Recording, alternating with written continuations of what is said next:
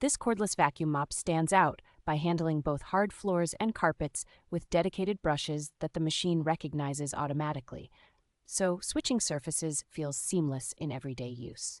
Suction is impressively strong for a cordless unit, pulling up embedded debris from carpet fibers, while also using a misting system to keep fine dust from billowing back into the room air.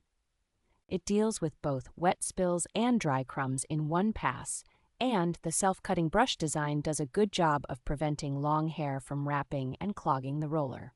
The head can lie nearly flat and clean right up to edges, which makes it much easier to reach under furniture and along baseboards than many bulkier upright machines.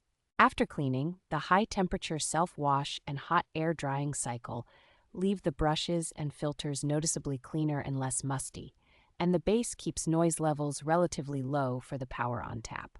Battery life is long enough to cover most homes in a single session, and the recharge time is short enough that the vacuum is usually ready again by the time the next big cleaning job comes around.